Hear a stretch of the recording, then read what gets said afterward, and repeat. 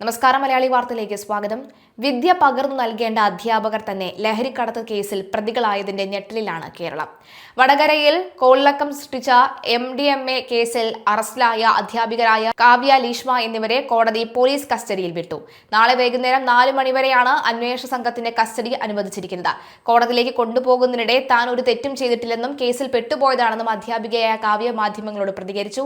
കാര്യങ്ങളെല്ലാം പിന്നീട് വ്യക്തമാക്കാമെന്നും അവർ കൂട്ടിച്ചേർത്തു. കേസിൽ അറസ്റ്റിലായ മറ്റൊരു അധ്യാപികയും കായിക അധ്യാപികയുമായ കീർത്തനയാണ് ലഹരി ശൃംഖലയിലെ മുഖ്യ കണ്ണി എന്നാണ് പോലീസിന്റെ പ്രാഥമിക നിഗമനം. മറ്റ് അധ്യാപികരെ ലഹരി മാഫിയയുടെ വലയിലേക്ക് അടുപ്പിച്ചത് കീർത്തനയാണെന്നും സ്കൂൾ കുട്ടികളെ ലഹരി ഇടപാടുകൾക്കായി ഉപയോഗിച്ചിട്ടുണ്ടോ എന്ന് ശക്തമായി സംശയിക്കുന്നതായും പോലീസ് കോടതിയിൽ സമർപ്പിച്ച കസ്റ്റഡി അപേക്ഷയിൽ വ്യക്തമാക്കുന്നുണ്ട്. പേരാമ്പ്ര BRCയിലെ കായിക അധ്യാപികയായ കീർത്തന വെറുമൊരു അധ്യാപിക മാത്രമല്ലെന്നും ലഹരി ഇടപാടുകളിലെ പ്രധാന ഇടനിലക്കാരിയാണെന്നും പ്രത്യേക അന്വേഷണ സംഘം ആവർത്തിച്ചു വ്യക്തമാക്കുന്നു.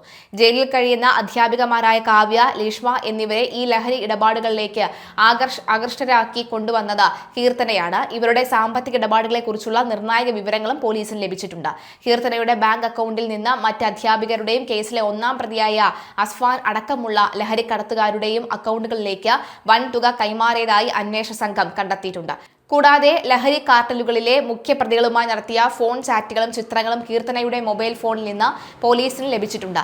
ഇവ കോടതിയിൽ തെളിവായി ഹാജരാക്കിയിട്ടുണ്ട്. എന്നാൽ തനിക്ക് ലഹരി ഇടപാടുകളുമായി യാതൊരു ബന്ധവുമില്ലെന്ന വാദത്തിൽ തന്നെ ഉറച്ചു നിൽക്കുകയാണ് കീർത്തന. കാവ്യയുമായി നടത്തിയിട്ടുള്ള സാമ്പത്തിക ഇടപാടുകൾ മകന്റെ ചികിത്സയ്ക്കായി വായ്പ വാങ്ങിയതും ചിട്ടിയുമായി ബന്ധപ്പെട്ടതുള്ളതാണെന്നും കീർത്തനയുടെ അവകാശവാദമുണ്ട്. എങ്കിലും MDMAയുമായി നേരത്തെ പിടിയിലായ 1-ാം പ്രതി സഫ്വാൻ തന്റെ അക്കൗണ്ടിലേക്ക് പണം അയച്ചിട്ടുണ്ടെന്ന കാര്യം ഇവർ സമ്മതിച്ചതായാണ് പോലീസിൽ നിന്നും ലഭിക്കുന്ന സൂചന. അതിനിടെ കേസിന് പിന്നിലെ ലഹരി കാർട്ടിന്റെ മാഫിയ തലവനായ വയനാട് പുൽപ്പള്ളി സ്വദേശിയായുള്ള തിരച്ചിൽ പോലീസ് ശക്തമാക്കിയിട്ടുണ്ട്. ഇയാളെ കുറിച്ചുള്ള പുതിയ ഫോൺ നമ്പറുകളും മറ്റ് നിർണായക വിവരങ്ങളും അന്വേഷണ സംഘത്തിന് ലഭിച്ചിട്ടുണ്ട്. അറസ്റ്റിലായ അധ്യാപികമാരായ കീർത്തന, കാവ്യ, ലീഷ്മ, ഇരട്ടി സ്വദേശി ജിജീസ് കുര്യാക്കോസ് എന്നിവരുടെ പ്രധാന ബോസിനെ കേന്ദ്രീകരിച്ചാണ് പ്രത്യേക അന്വേഷണ സംഘം നീങ്ങുന്നത്.